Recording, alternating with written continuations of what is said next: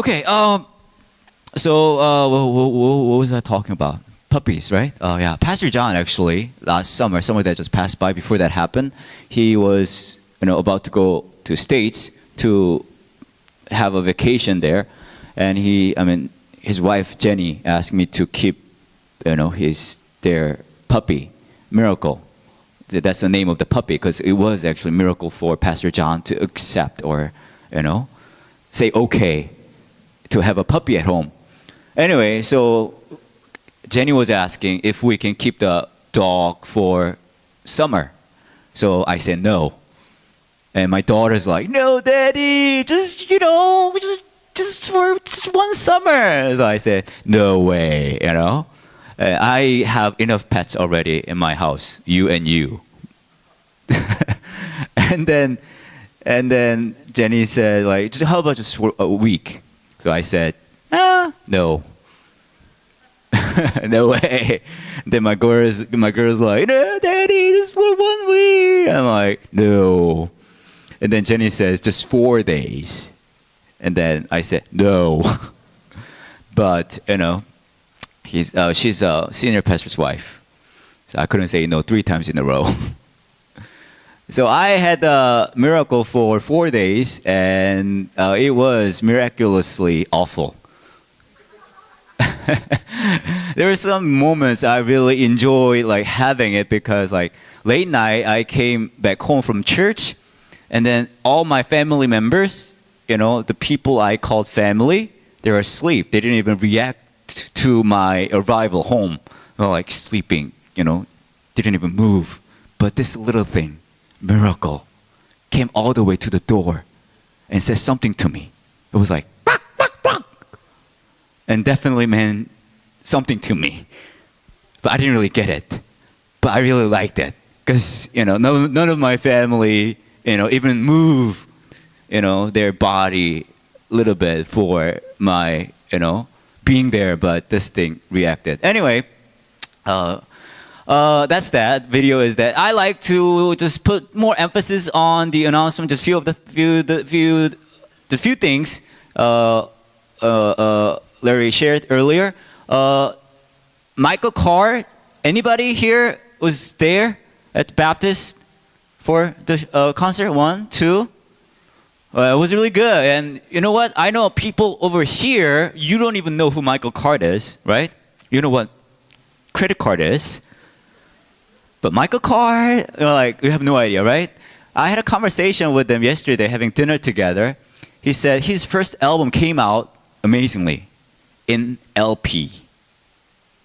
You know what LPs are? Big black thing. Those dinosaurs kind of used, right? And he's old, but he's old yet he's awesome. He's good. And at 1:30, we all also have this lecture session with them. And he's not just a great Christian songwriter, but he is also great Christian teacher and writer too. He teaches. I know it's hard to believe, but he teaches 3 times better than I do. And I usually don't admit this to anybody, but he's awesome. And I am going there after Barley Church, Korean church service to not just to listen, but also to translate, which is fun part. Anyway, so if you are interested, yeah, it is great. We're not going to have him every year, so have that information in your mind. And one more, the Ken Morrison's small group. I don't think I can name that with your name, right?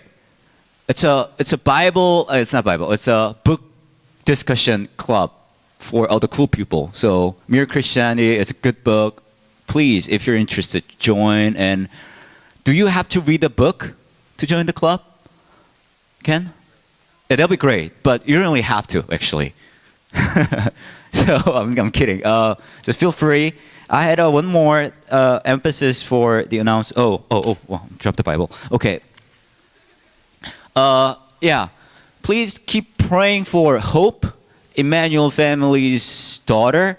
And this is not just this church's matter. We are fundraising. We are praying for the family. But there are other our partnership churches, Riverside Church, Barley Church. We are all participating in this, and we are praying and hoping that she may get the surgery end of the year.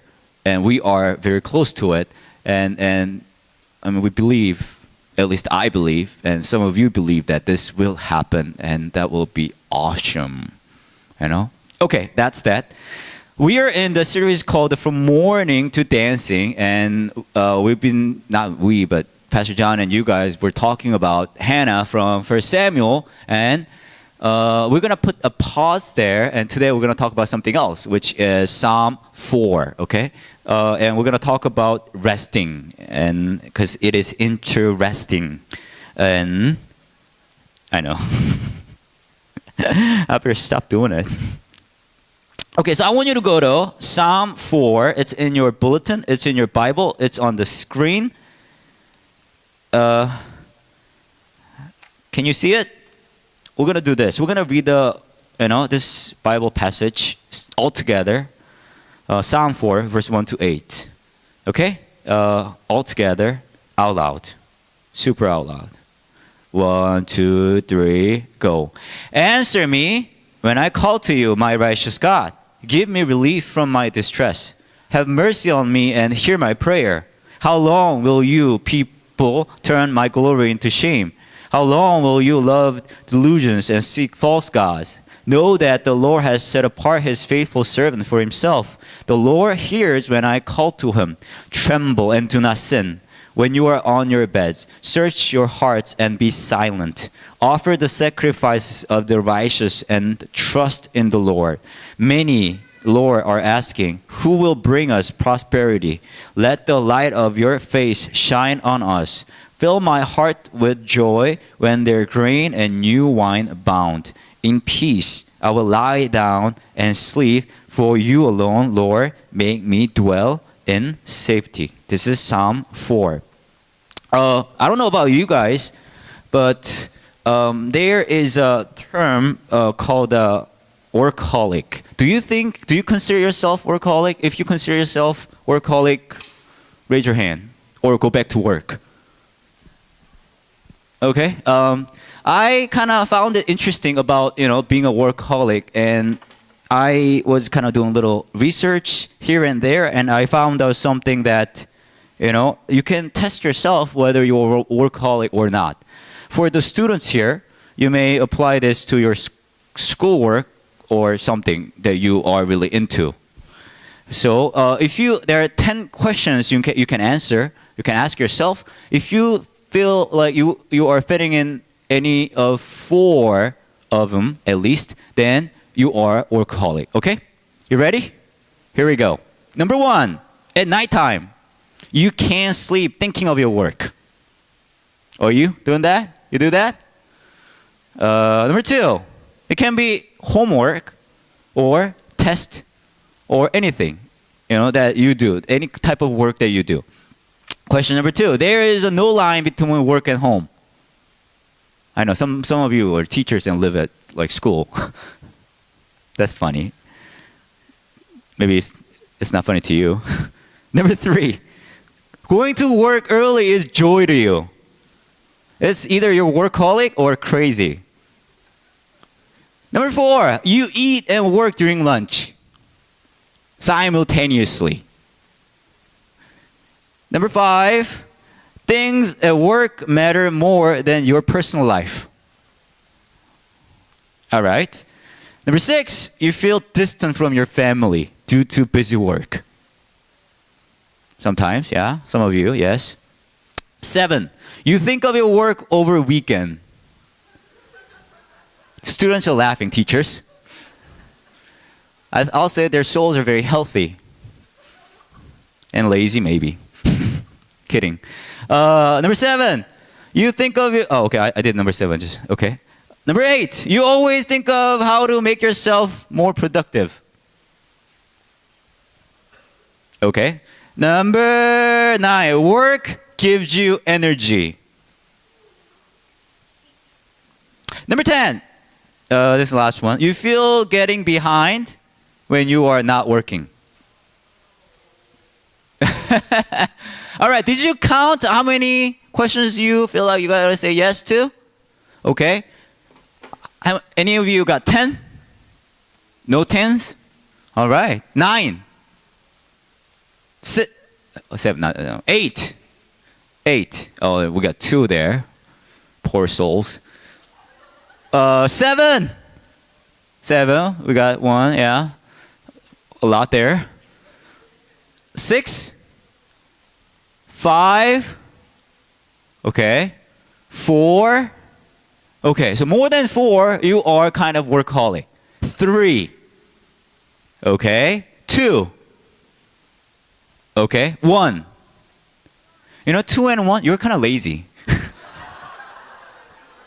Kidding. Yeah, don't take it personally, because it is personal. 0. Okay, we got 1 0 person, and I'm so proud of you. All right. It's not just you guys. I am kind of workaholic too, and like some of the things here, I am like that person. Like I think of like there's something definitely fits with my life. That was this. You think of your work over weekend. That's just me. Okay, you didn't get it. Okay. Anyway, but I consider myself some sort of workaholic too, because I think of like all the time, like how can I be a better pastor? And I pray all the time. I study my Bible all the time. And you all look like I don't trust you. What are you saying here? But the thing is, I thought about like this, what is a workaholic, what it really, means to me lately, because I've been leading a Bible study. It was about from Exodus, book of Exodus, all the way to the Deuteronomy. And interestingly enough, I found a lot of areas from Bible talking about resting. And that was, again, very interesting, And if you look at Exodus, do we have Exodus verse here? Exodus? Yeah, there are a lot of different like Bible parts of Bible talk about resting, but I found this one kind of most, should I say, kind of interesting.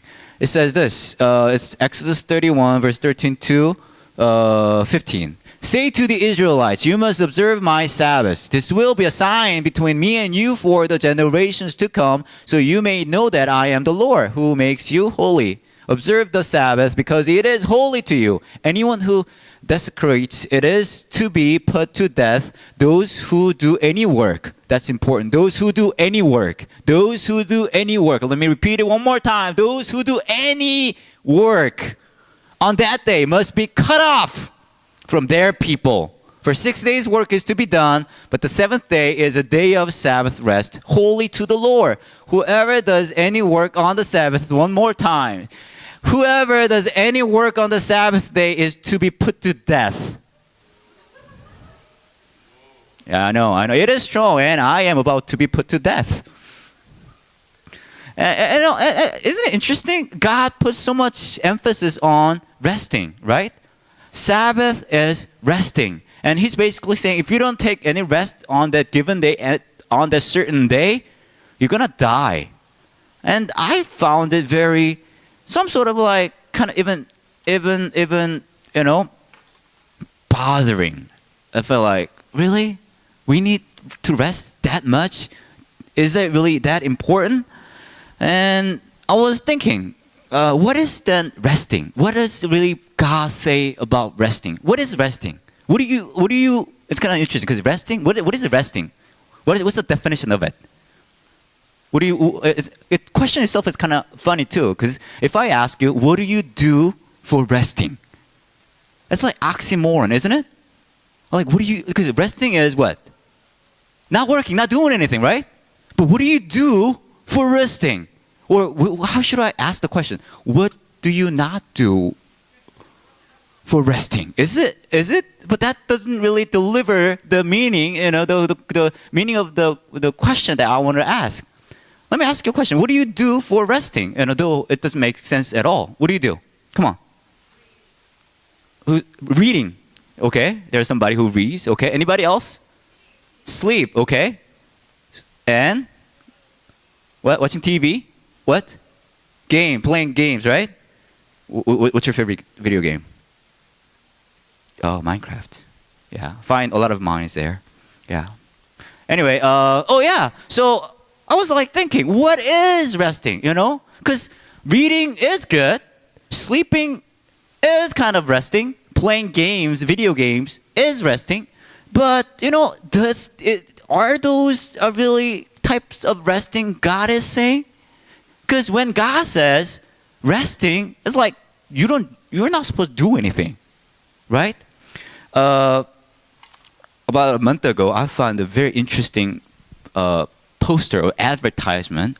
Before I show you the thing, have you ever found yourself doing this? Like you are staring at something, but you're not really staring at it. You see what I'm saying? Your mind goes a little empty, and your eyes like, you don't know what your eyes are like. It goes like this.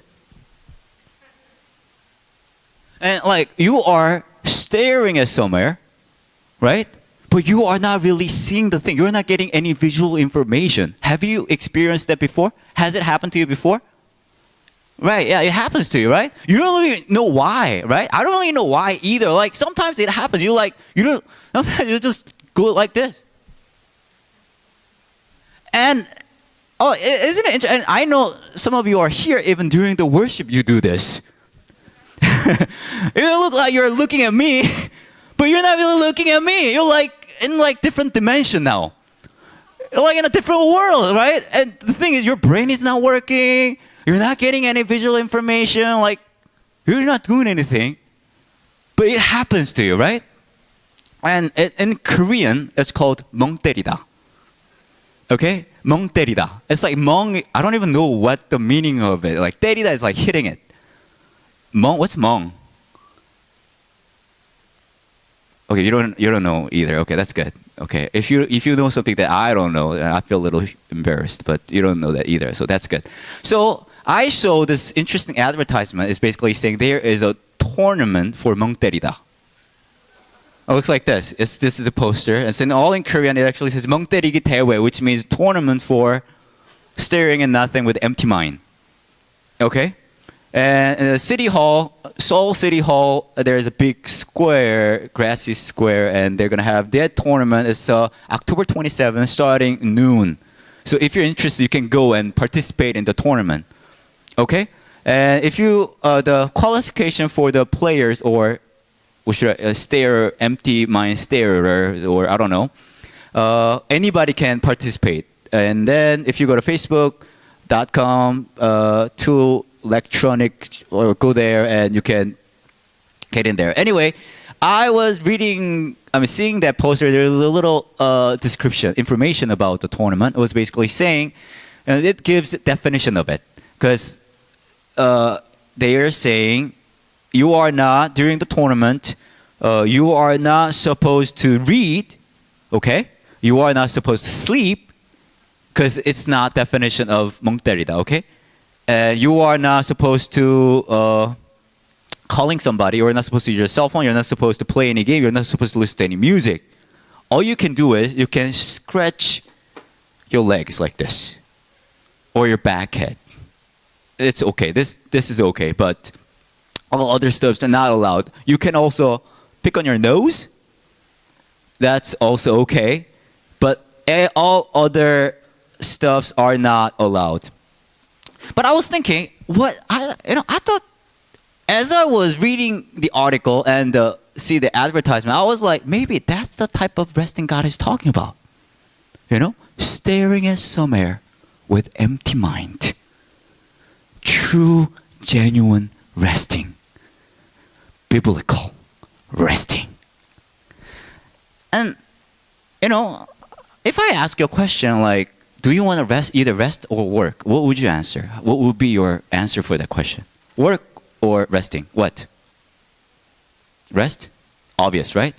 The thing is, Bible, though Bible keeps talking about you got to take a rest, the reason for us, the hard for why the reason why it is hard for us to take a rest is obviously it's the environment. It's not us. It is usually the circumstance. Because over and over again, you're gonna face just all these things you have to do, homework, tests, and work. There are a lot of things like when you're little, when you're born.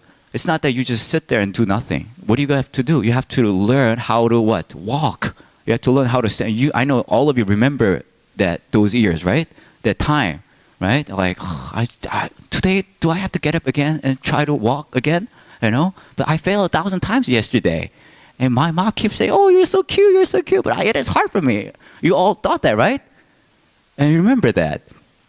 And once you actually got to be able to walk, and then what do you have to do? You got to learn how to speak, how to write, how to read, and then you got to get ready for elementary school, and then you got to get ready for junior high, and then senior high, and then college, after that job, after that marriage, after that kids, after that promotion, after that you got to prepare for the later life. You got to keep working.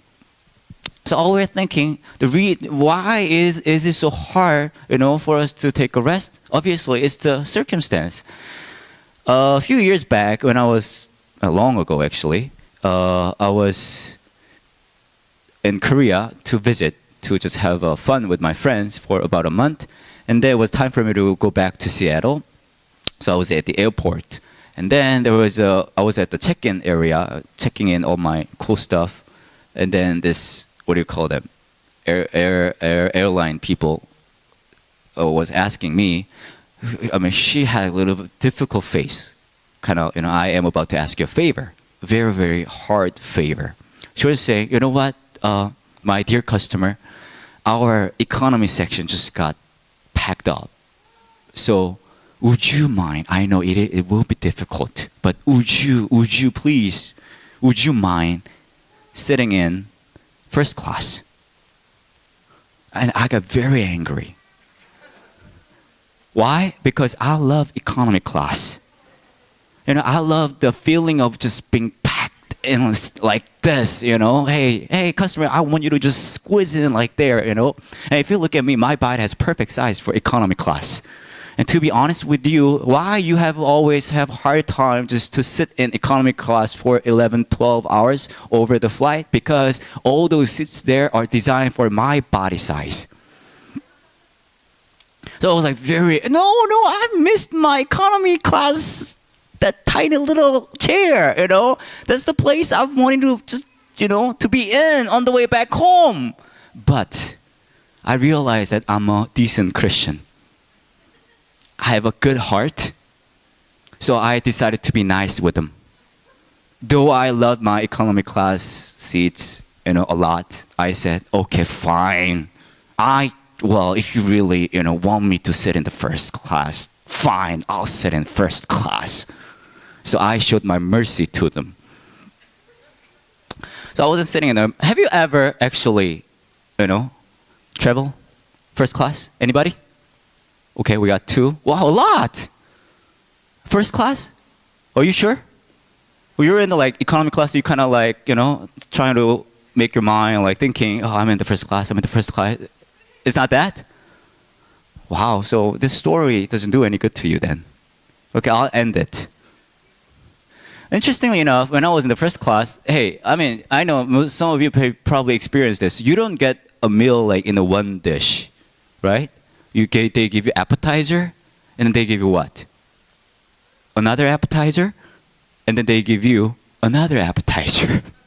And the main dish, dessert comes out, coffee, ice cream, all those good stuff coming out, one dish at a time. And then the flight attendant, she comes to me all the time. Would you like to have anything else? Would you like to have anything else? I want a new car, I want a new house. When you are in the economy class, those ladies come to you once 3 hours, right? And then they fade away into that behind the curtain world, right? And that's what happened at behind the curtain world. They're like staying, dwell there with those first class customers. And would you like to have anything else? That's what they do all the time. When I used to travel from Seattle to Korea, and like a lot. And when I was in economy class sitting, it took me around 17 hours, sometimes 24 hours. But when I was in the first class, it took me 30 minutes.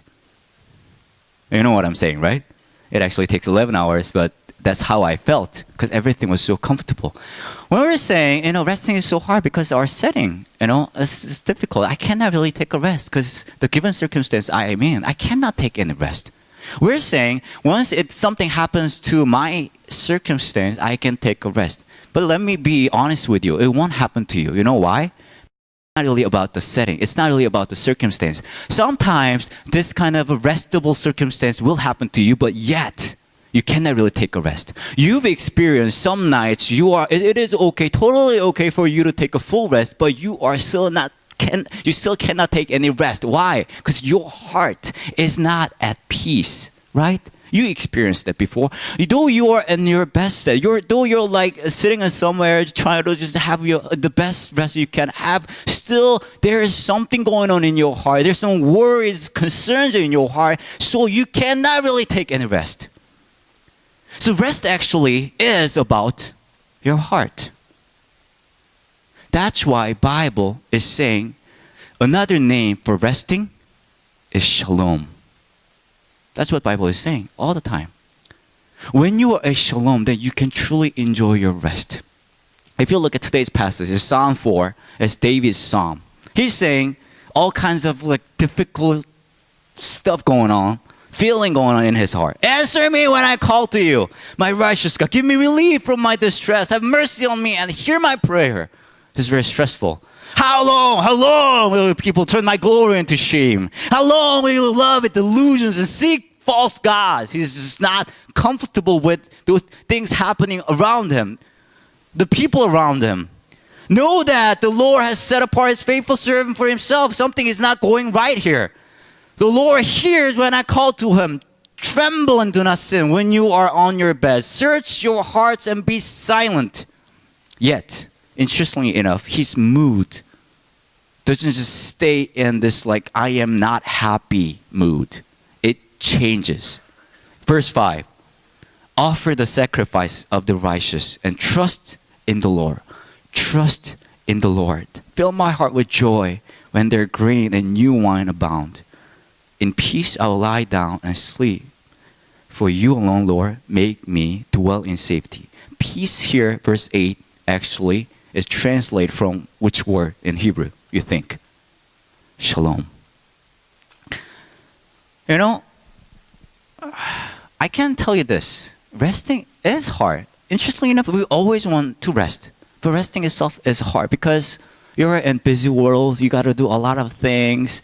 And your mind, your heart is captured by so many things in your life. Yet, amazingly enough, when God talks about resting, it is actually about shalom. And shalom only comes to us when this is the important word of the day, when we trust God. Resting itself actually means every moment, God is asking us, do you trust me? Do you really trust me? Do you trust me? He's asking the question right now, do you trust me? And now, do you trust me? And now, do you trust me? Every moment. Amazingly enough, if your answer to this question is definitely yes, then though you are sometimes in the horribly unrestable situations, you can still enjoy amazing rest in that setting. When is this possible? Simple. When you realize he is so trustworthy, then this is possible. When, amazingly enough, I am married and I got 2 kids, older one 9 years old, younger one 7, Korean age. And when we had our first one, I was in States, in Chicago area with my wife. And I was really nervous when we found out that my wife was pregnant because I never got somebody pregnant before. Was the first woman I ever went through the process. And I'm not going to go any detail with that because we have some minors here. If you want to hear more about it after the service, students. Anyway, I was really nervous. Like when she showed this little thing, it says positive. I was like, wow, really? And then we went to this doctor's office. We're in the sitting in the waiting area. Like we're nervous. My wife was there, and when she was first time she got ever pregnant again, and again, first time here too. Like we're very nervous. We didn't know what to do. And then we got into doctor's office. She was saying, "Oh, I thought you were like two high school students, together is something that, that because we look so young, and I look so young even now. It was like 10 years ago, and I look like a elementary school kid, Anyway, throughout the process, I was really nervous. We didn't know what to do. I know like many of you experienced it before. And then we got the baby thing out of her body. And then during the time when we were in the hospital was fine because there are actually room for the baby things. So when we're not comfortable with having it, then nurse come and take it away from us and keep it in the room. And then I'll feel like, yeah, free. But the day has come that we have to leave the hospital. And I didn't want to leave. I wanted to live there forever with all those kind nurses. But we had to leave. And then the nurse handed over my little thing into my hand. It was in my hand, my arms. I didn't know what to do with that thing. I'm like, what should I do with this? What should I do? Amazingly enough, if you think about it, I kind of imagine, who is the person who can enjoy the rest most? You know what kind of person comes into my mind? Babies. They're like master at resting. Isn't it true? You feel like, I know some of the mothers, they were like, no, they never rest. But the thing is, this is the interesting part of this resting masters. You know why? Because they rest whenever they want to rest. That's the best part. So babies, they are so good at resting. I found it very interesting. You know why? Because I never rested like this before. But they rest amazingly. So I was thinking, how can they do this? How can they be so amazingly master over resting? One simple, amazing reason. That's this. Because they unconditionally trust their parents. That's the reason. Even the baby that I got, though I am the awful father, she trusted me unconditionally. Let me tell you this. When can we take a full rest? When can I get a day off from work? Let me tell you, it doesn't really matter. Even on your day off, you'll be miserably not resting. But only when you unconditionally trust in the Lord, then you can find that rest. You can find that amazing joy of resting. How can you believe that? Simple.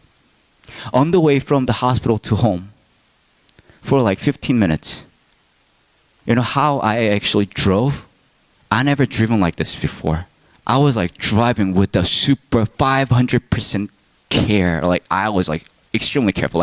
I didn't go over any bumps. I was I was so concerned about the thing, sitting in behind the seat, back seat. I was driving extremely careful. And my wife, she yelled at me every 30 seconds. No, honey, you're going too fast. No, now you're going too slow.